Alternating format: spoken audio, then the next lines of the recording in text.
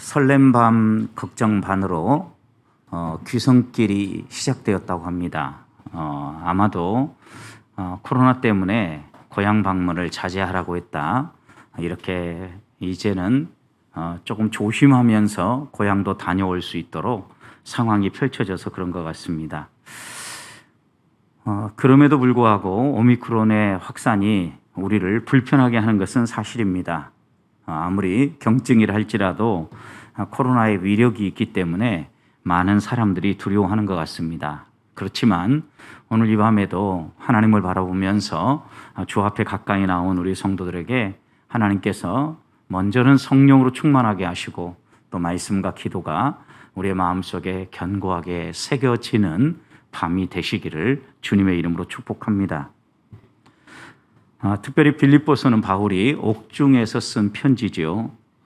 그에게 많은 도움을 주었던 빌립보 교회 성도들의 사랑에 대해서 감사를 표현하고 동시에 이 빌립보 교회 성도들이 잘못된 가르침에 흔들리고 있을 때 위로도 하고 권면도 하고 견고하게 서서 하나님의 백성답게 이제껏 걸어오던 그 믿음의 길을 더 잘 걸어가게 하고자 쓴 편지가 이 빌립보서입니다. 감옥에 갇혀 있다고 하니까 그 감옥이 어디인가에 대해서는 여러 가지 이야기들이 있습니다. 그렇지만 대부분의 사람들이 동의하는 것 하나는 로마의 시위대 감옥이었을 것이다 라고 이야기를 합니다. 이 전까지만 해도 바울은 가택연금 형태로 갇혀 있어서 사람들의 도움을 받으면서 편하게 이렇게 교제할 수 있는 상황이었는데 네로의 폭정이 시작되어지고 그리스도인에 대한 핍박이 더 강화되면서 이제 바울이 로마니인이었기 때문에 바울을 구금할 수 있는 것은 로마 시위대 안에 감옥입니다. 여기 시위대라고 하면 여러분 우리가 오해하지 말아야 될 것은 안전을 사회의 불안 요소들을 안전하게 지키기 위한 병력들이 머무는 병영 이렇게 우리가 이해하면 됩니다. 그러니까 이제 군인들 가운데에서도 전쟁이 일어나거나 이렇게 그 전투를 위해서 준비된 군대가 있다고 하면 이 시위대는 사회의 안전을 지키기 위해서 준비되어 있는 시위대. 그러니까 오늘날로 표현하면 치안을 담당하는 경찰 이 정도 생각하면 되겠죠.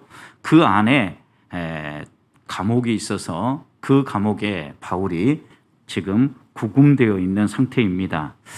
어떻게 생각해 보면 네로의 이 핍박이 강화되어지고 있었기 때문에 바울이 로마의 시민이었지만 그래도 이렇게 감옥에 들어가면서 마음속에 혹시 죽을 수도 있겠구나. 내가 죽음 앞에 서 있는 느낌이다라는 것을 받았어요. 그래서 빌립보서를 읽다 보면 자기가 이 죽음과 삶 중간에 끼어 있다라는 고백들을 하지 않습니까? 그래서 이런 배경들을 가지고 오늘 본문을 읽어보아야 합니다.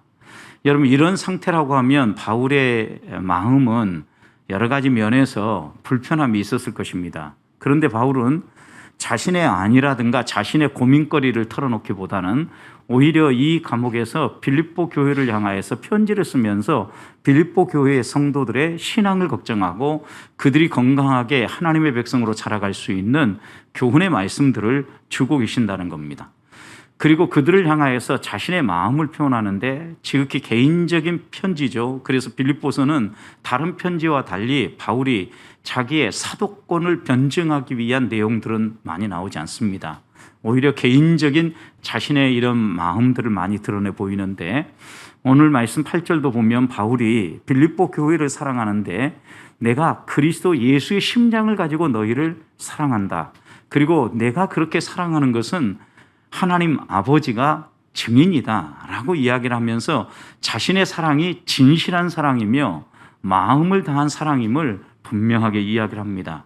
어떤 상황에서 이런 고백을 합니까? 죽음의 문턱에 서 있는 상황입니다.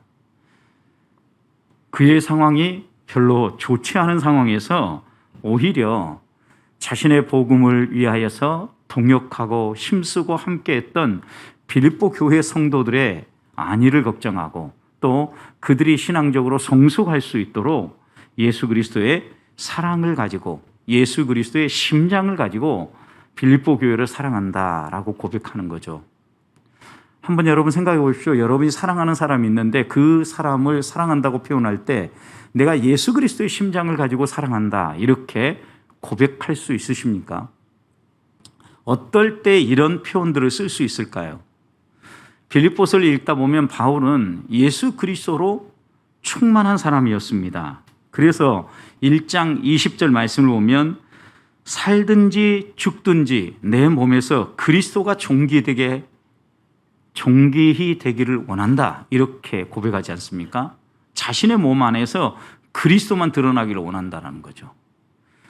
그래서 3장 8절 같은 경우는 자신이 이 예수 그리스도를 알고 예수 그리스도를 존귀하게 하는 삶을 살기 위해서 이제까지 자신이 가지고 있는 세상의 모든 것들은 배설물처럼 쓰레기처럼 나는 다 여긴다.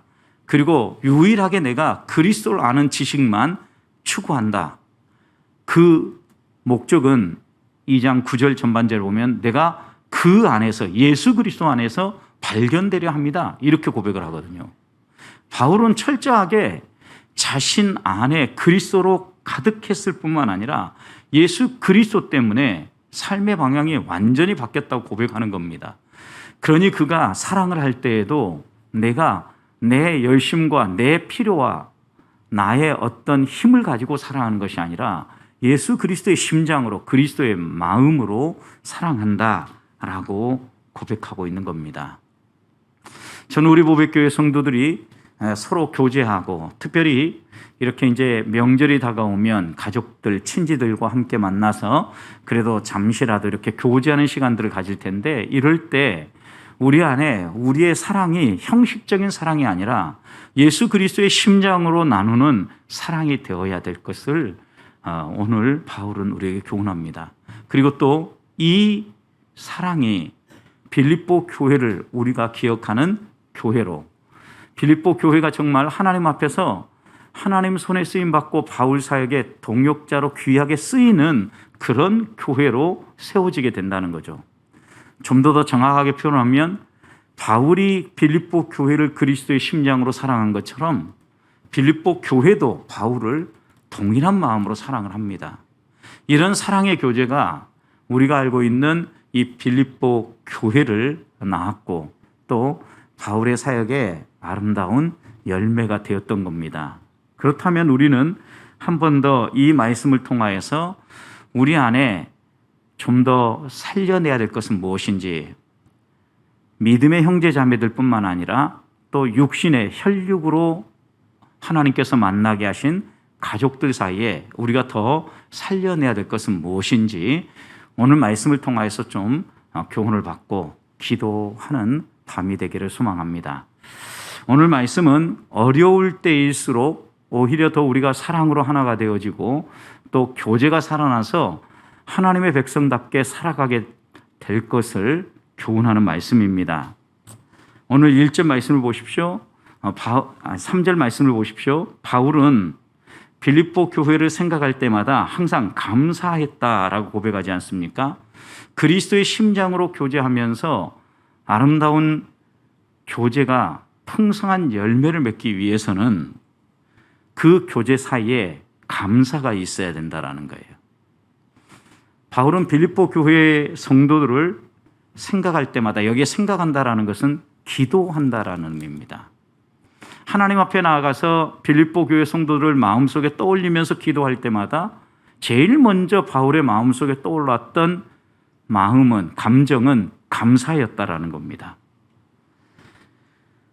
특별히 이 빌립보 교회와 바울의 관계는 친밀했던 것 같습니다. 왜냐하면 빌립보 교회 안에 바울이 정말 사도냐 이렇게 의심하는 사람들은 없었던 것 같습니다. 왜냐하면 이런 문제가 생기는 편지들은 변함없이 바울이 자신이 어떻게 사도로 섰는가에 대한 설명을 편지 전반부에 먼저 쓰기 때문입니다. 그런데 빌립보서에는 이런 게 나오지 않아요.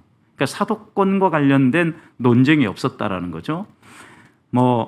유대인들로서 바울을 대적하고 또 어디를 가든지 바울의 복음이 뭔가 문제가 있다라고 방해하는 사람들은 있었어요. 그런데 빌립보 교회 안에는 적어도 한 마음으로 바울을 인정하고 바울이 전하는 이 복음이 우리를 구원하는 생명의 복음인 줄 믿고 따르는 사람들로 이 빌립보 교회가 세워졌다는 겁니다.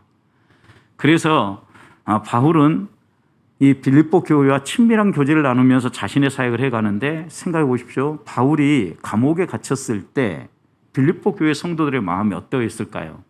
만약 믿음이 없고 불편한 마음들이 있었으면 바울이 뭔가 문제가 있는 것보다 의심도 생겼을 것이고, 뭔가 잘못한 게 있으니까 저렇게 감옥에 갇히는 거 아니야, 이런 마음도 있었을 것인데요. 빌립보 교회는 바울을 전적으로 신뢰했어요.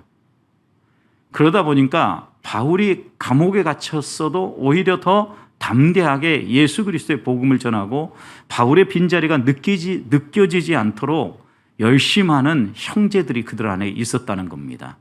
오히려 바울이 감옥에 갇힌 것을 당당하게 자랑스럽게 생각한 거죠.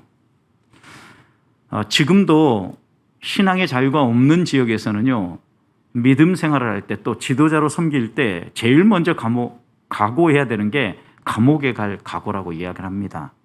저도 가끔 이렇게 선교지에 나아가서 이런 강의들을 할 때 몇몇 지도자들이 저는 몇 번 다녀왔어요, 이렇게 얘기하고, 또 교회를 위해서 복음을 위해서 기꺼이 감옥에 갈 각오를 하고 사역을 하고 있습니다, 이런 말들을 하는 거 보면 적어도 그렇게 고백하는 사람에게 저 사람이 저렇게 문제가 있어서 감옥 갈 사람이야 라고 생각하는 것이 아니라 복음을 위해서, 주를 위해서 기꺼이 희생하고 헌신한다 라고 함께 신앙생활하는 사람들은 이해한다는 거죠. 지금 빌립보 교회가 바울을 그렇게 이해하고 있는 겁니다.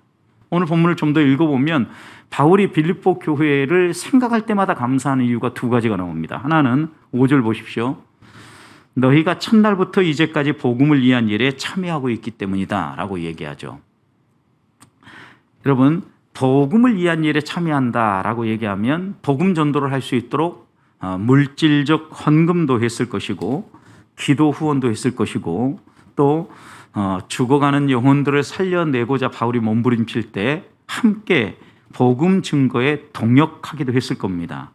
그런데 여러분, 언제부터 이 일을 했다고 이야기합니까?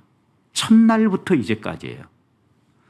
신앙생활 하는 사람들이 헌신할 때 보통 어떻게 얘기합니까? 첫날부터 이제까지 내가 이렇게 헌신해 온다라고 이야기하기보다는 교회 안에서 섬김과 봉사를 할 때도 대부분의 사람들이 어떻게 이야기하냐면 형편이 되면 하겠습니다, 이렇게 얘기하거든요.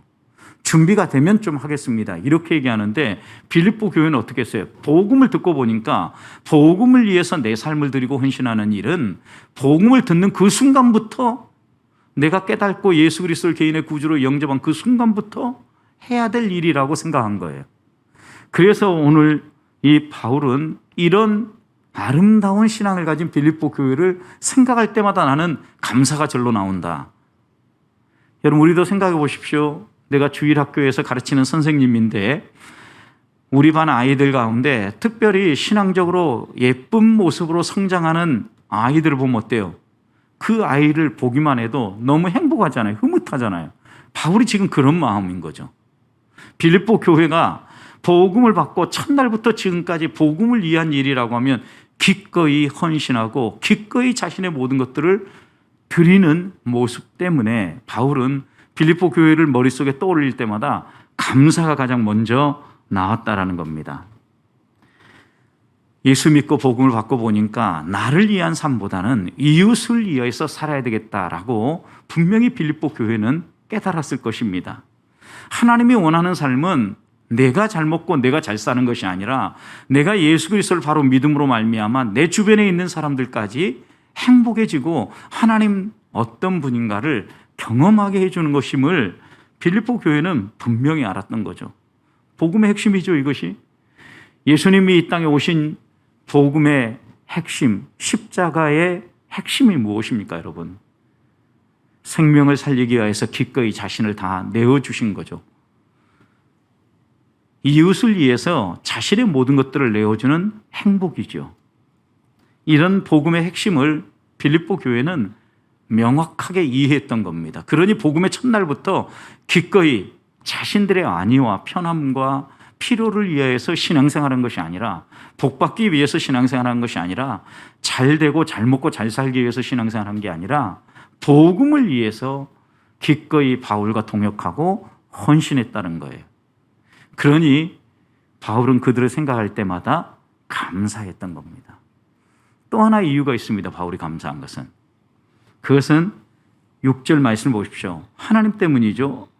너희 안에서 착한 일을 시작하신 이가 그리스도 예수의 날까지 이루실 것을 내가 확신하기 때문이다. 여러분, 그들 안에 이 복음이 전파되어져서 믿게 되어지고 복음의 귀한 사역에 동역하게 된 이 모든 일을 바울은 자신이 했다고 하지 않아요.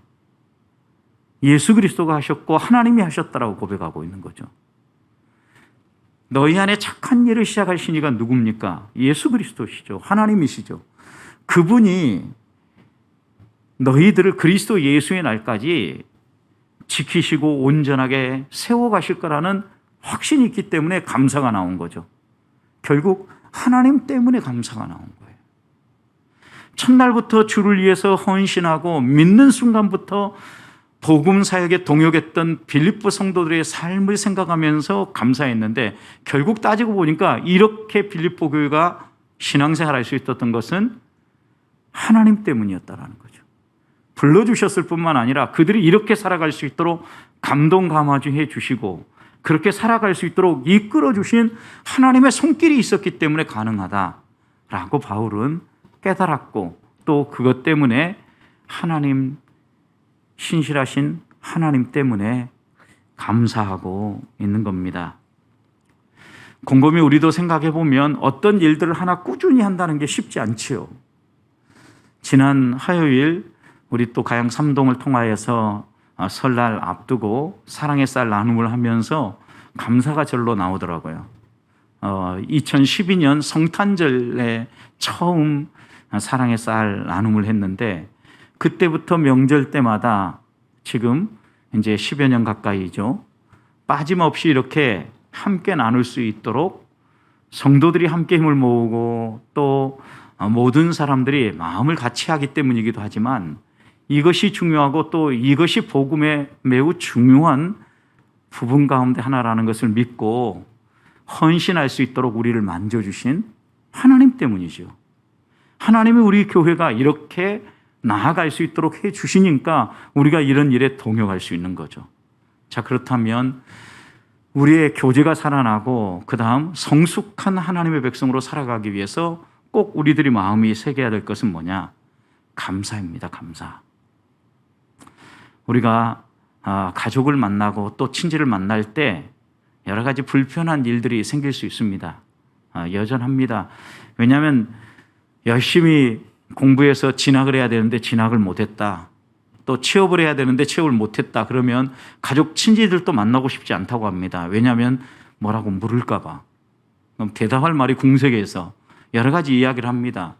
여러분, 그런데 그보다 더 중요한 것은 사랑으로 품는 거예요.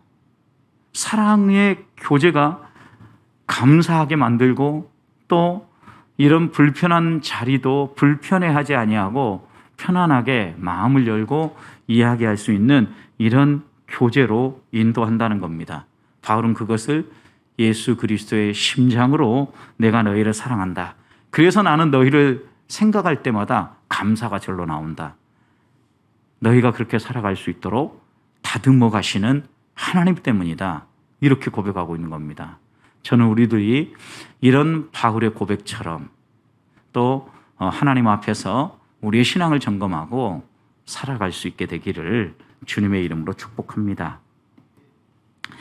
두 번째, 이 빌립보 교회와 바울과의 교제는 마음을 서로 주고받는 교제였습니다. 7절 말씀 보십시오. 내가 너희 무리를 위하여 이와 같이 생각한 것이 마땅하다라고 이야기한 다음에 이는 너희가 내 마음에 있기 때문이다 그랬어요. 바울의 마음 중심에 빌립보 교회가 떠나지 않고 있었던 거죠. 여러분, 우리가 사랑을 하면 우리의 마음 가운데 그 사람이 떠나지 않는 것처럼 바울은 빌립보 교회를 사랑한 겁니다. 동시에 빌립보 교회도 바울을 이렇게 사랑했어요. 그 다음 이어서 보십시오. 17절 말씀. 나의 매임과 복음을 변명함과 확증함에 너희가 다 나와 함께 은혜에 참여한 자가 됐다 그랬어요. 여기에 보면 바울의 중심에 빌립보 교회가 있었던 것처럼 빌립보 교회도 바울을 같은 마음으로 하였다라는 것은 매임에 함께 했어요. 그리고 복음을 변증하고 복음을 확정하는 일에도 함께 했어요. 여러분, 이 두 가지 일은요, 쉽지 않은 일이에요. 첫 번째, 바울이 매였다라는 것은요, 어려움을 겪는다라는 거죠. 핍박을 겪는 거죠. 그리고 복음을 그냥 전하면 아무 이의가 없이 아주 순한 양처럼 받아들이는 사람도 있는 반면에 거부하고 잘 받아들이지 않는 사람도 있지 않습니까? 보통 잘 받아들이지 않는 사람들은 믿을 수 있도록 우리가 잘 복음을 소개해줘야 되는데 우리는 이런 것들을 뭐라고 합니까? 복음을 변증하는 거라고 이야기하는 거예요. 그래서 복음에 대한 변명 그리고 확정, 여기는 핑계를 댄다는 의미가 아니라 변증을 의미하는 거예요. 복음을 변증하고 복음을 믿을 수 있도록 확증하는 일에 이 빌립보 교회가 함께 동역했다라는 거죠. 이렇게 이해하면 되죠. 잘 나가고 좋을 때만 마음을 같이 하고 함께 한 게 아니라 힘들고 고통스럽고 어려울 때에도 동일한 마음으로 같이 했다라는 거예요. 이게 뭐예요? 사랑이죠, 여러분, 사랑. 바울이 그 마음 가운데 빌립보 교회를 품고 사랑한 것처럼 빌립보 교회도 바울을 그 마음에 품고 사랑한 거예요. 마음과 마음이 오고 가는 교제가 있으니까 이 교제가 성장하게 만들고 하나님의 백성답게 살게 하고 하나님의 맡겨주신 사명들을 감당하고 섬기게 만든다라는 겁니다. 생각해 보십시오. 만약에 바울이 감옥에 gat혔다고 하면 사람들 사이에 수군거림도 있었을 겁니다. 뭔가 문제가 있으니까 저렇게 갇히지 않았을까라는 평판이 있을 수 있겠죠. 그런데 그것을 받아들여서 선입견을 가지고 한번 바울을 보기 시작하면 계속해서 문제가 있는 사람으로 보여질 겁니다. 그런데 빌립보 교회는 바울을 그렇게 바라보지 않잖아요. 그의 매임에 그리고 그의 복음을 변증하고 복음을 확증하는데 동역하잖아요.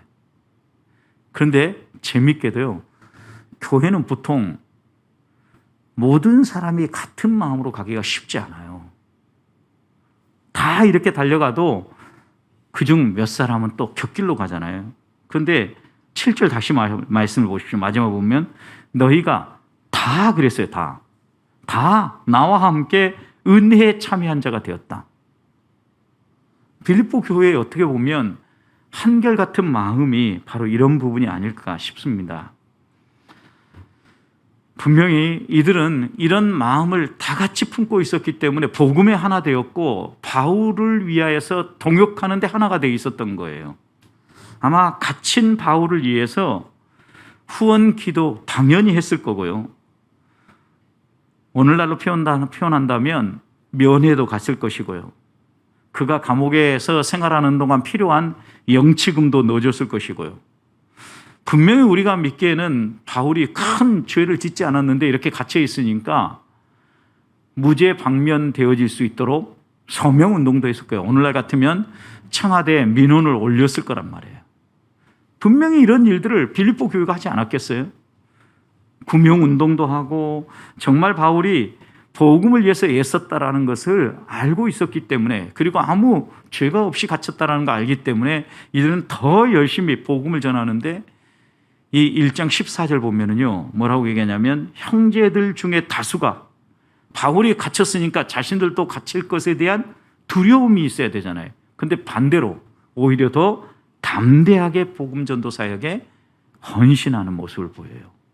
이게 바울과 이 빌립보 교회 성도들이 한 마음이 되어서 복음을 전하고 복음을 변증하고 하나님 사랑을 드러내는데 하나가 된 모습이죠. 여러분, 우리가 이렇게 교제하고 이렇게 주의 일에 헌신할 때 하나님의 백성답게 성장하고 우리 안에 기쁨이 흘러넘칠 수 있어요. 저는 우리 함께 기도하기 위해서 올라온 우리 성도들이 이 밤에 우리가 속한 목장 그리고 우리가 속한 자치회 이런 기관에서 마음과 마음이 오고 가는 교제를 나누고 사랑을 할 수 있기를 소망합니다. 좋을 때만이 아닙니다. 힘들고 어려울 때에도 동일하게 하나님의 말씀 앞에서 서서 복음을 변증하고 복음을 나누는 그런 모임이 되고 공동체가 될 때 이 세상에 아무리 거센 세파가 밀려와도 또 복음을 뒤바꿀 만한 세속화의 거센 비바람이 몰아쳐와도 넘어지지 않고 함께 갈 수 있다는 겁니다. 분명히 어느 우리 시대는 믿음 생활하기 쉽지 않은 시대입니다. 세속화 문제뿐만이 아니라 여러 가지 환경들 때문에 진짜 신앙을 가지고 결단하지 않으면 움직이기 어려운 시대가 되어가고 있습니다. 또 게다가 전염병의 위험도 있지만 또 이런 위험과 함께 우리 개인의 여러 가지 건강의 문제와 또 나이 들어감, 여러 가지 이런 요소들까지 겹치면서 우리가 신앙적으로 행동하기에 더 두려워하는 이런 시대를 살고 있다는 겁니다. 이럴 때 우리들이 다시 일어서서 붙잡아야 될 복음이 무엇입니까? 오늘 바울이 마음과 마음이 닿는 교제를 통하여서 예수 그리스도의 십자가의 복음을 증언하기에 목숨 걸고 또 자신의 여러 가지 편함, 유익함 다 내려놓고 헌신한 것처럼 또 이 일에 빌립보 교회가 동역한 것처럼 우리들도 믿음의 형제 자매들 뿐만 아니라 우리 주변에 있는 여러 믿지 아니하는 사람들과 함께 하나님 나라를 꿈꾸며 나아갈 수 있도록 복음을 전하고 또 그들이 믿을 수 있도록 우리의 삶을 통하여서 복음을 드러내 보여주는 성도들이 될 수 있기를 축복합니다. 마지막입니다. 바울은 빌립보 교회가 잘 되기를 원했습니다. 그래서 그들을 위해서 오늘 9절부터 11절 말씀을 보면요, 기도하죠. 9절 내가 기도하노라 라고 하면서 기도하는데 무엇을 위해서 기도합니까? 빌립보 교회가 갈수록 더 사랑이 깊어지고 갈수록 더 하나님을 닮아가고 갈수록 더 하나님의 사람답게 세워지도록 기도하고 있어요. 먼저 9절 보십시오. 내가 기도하노라 너희 사랑을 지식과 모든 총명으로 점점 더 풍성하게 하기를 원한다. 첫 번째 기도가 무엇입니까? 사랑이 점점 더 풍성했으면 좋겠다라는 거죠. 그런데 사랑이 점점 더 풍성해지는 방법이 무엇입니까? 지식과 총명이에요. 여러분, 지식은 아는 것이고 총명은 알물 실천하는 힘이에요. 자, 사랑이 더 풍성해지려면 반드시 지식과 총명이 있어야 되는데, 예를 들어서 제가 새콤한 음식을 먹고 싶어 한다고 생각해 봅시다. 아내에게 여보 나 뭐 새콤한 거 먹고 싶은데 이렇게 이야기를 하는데 아내가 전혀 들은 척도 하지 아니하고 밋밋하고 오히려 기름진 음식을 준비해서 식탁을 차려왔다고 생각해 보십시오. 그럼 제가 제 마음속에 아내가 나를 사랑하는 게 맞는가? 분명히 이런 생각이 좀 들지 않겠어요? 그런데 제가 그런 얘기를 할 때 아내가 그 얘기를 듣고 새콤한 이런 게 맛있게 먹고 싶겠구나 라고 생각한 다음에 봄동을 새콤하게 묻혀가지고 반찬에 올라왔다든지 뭔가 제가 한 말을 알아듣고 그에 따르는 행동이 나가왔을 때 아내가 나를 사랑하는구나 라는 것을 행동으로 느끼는 거죠. 보면서 느끼는 거죠. 자, 그러니까 오늘 본문에도 보세요. 알아야 돼요.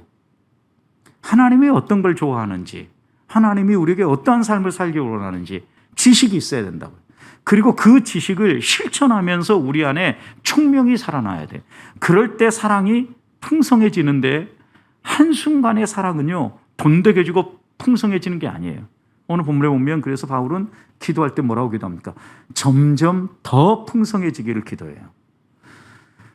우리의 기도가 이렇게 돼야 되지 않겠습니까? 우리의 신앙이 그렇게 자라야 되고 우리 가족의 신앙이 그렇게 자라야 되고 함께 믿음 생활하는 동역자들의 신앙이 이렇게 사랑이 점점 더 풍성해져야 되지 않겠습니까? 두 번째, 바울이 기도했던 것은 10절 보면 너희로 지극히 선한 것을 분별하며 또 진실하여 허물 없이 그리스도의 날까지 이르기를 원한다라고 기록하죠.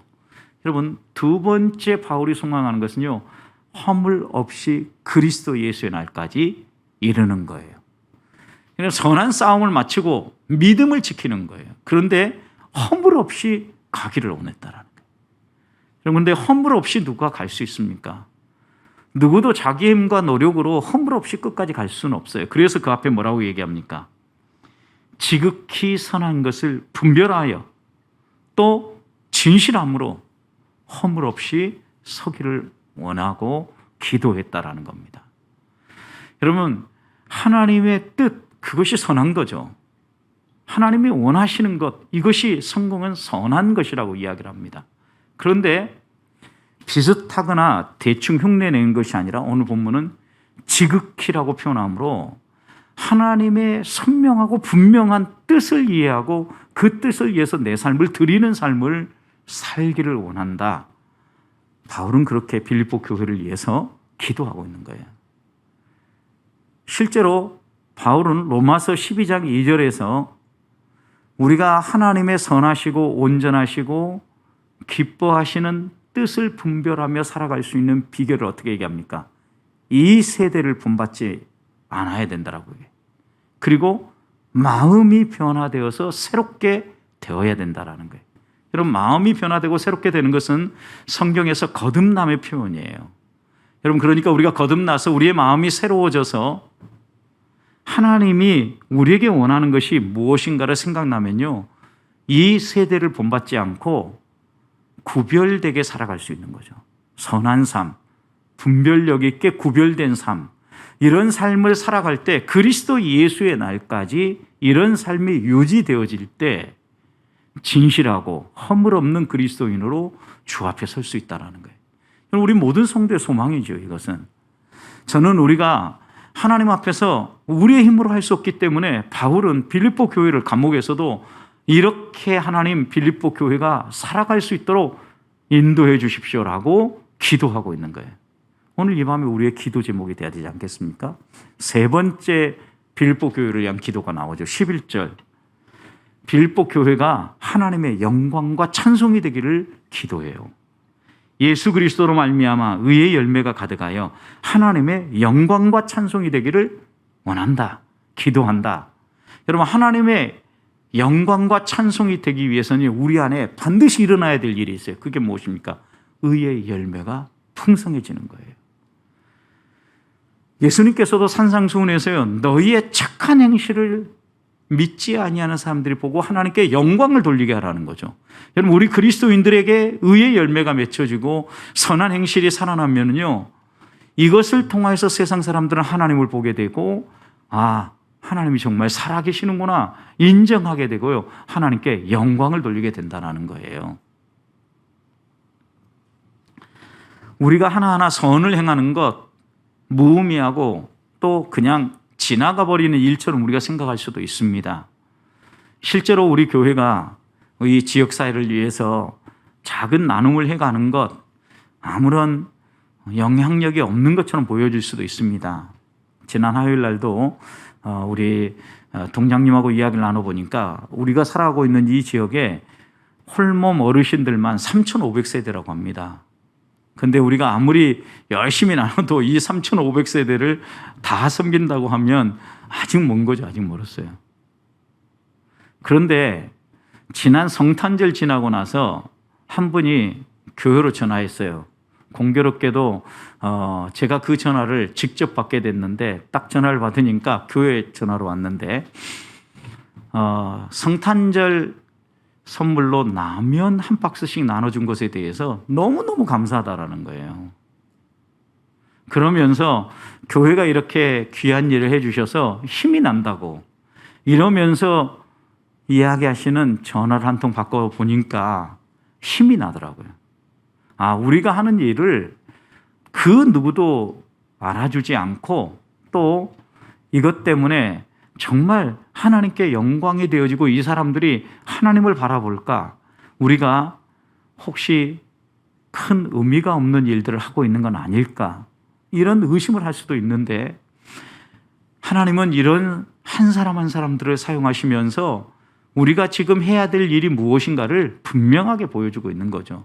선한 행실은 사라지고 또 많은 사람들에게 칭찬받지 않는 듯 해도 어느 순간에는 반드시 그 선행이 하나님을 향한 영광으로 드러난다는 게 성경의 가르침입니다. 성도들의 선행을 통하여서 우리가 보여줘야 될 게 무엇입니까? 우리 교회가 다른 교회보다 더 낫다라는 걸 증거하기 위해서 선을 하는 게 아닙니다. 내가 다른 사람보다 좀 더 좋은 사람이라는 걸 보여주기 위해서 선을 행하는 게 아니에요.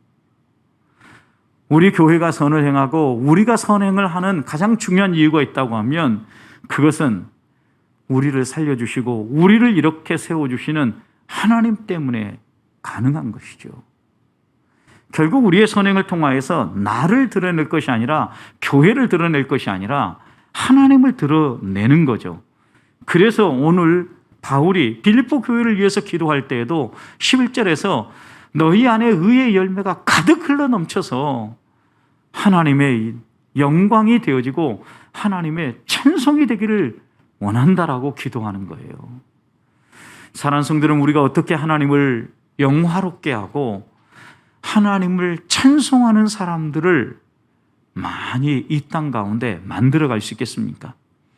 하나님이 우리에게 주신 은혜의 말씀을 품고 그 말씀을 따라서 선을 행하고 실천해 나아갈 때 이런 역사가 일어난다는 거예요.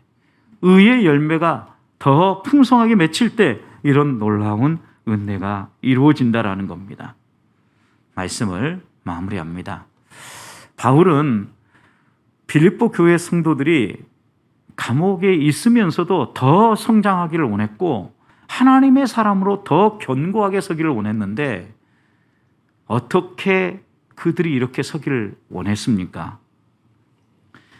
하나님의 은혜가 그들 가운데 함께해서 사랑이 더욱 풍성할 뿐만 아니라 그리스도 예수의 날까지 흠없이 견고하게 서서 의의 열매가 그들의 삶에 가득 맺힘으로 하나님을 영화롭게 하고 하나님을 찬송하는 삶을 살도록 기도했던 겁니다.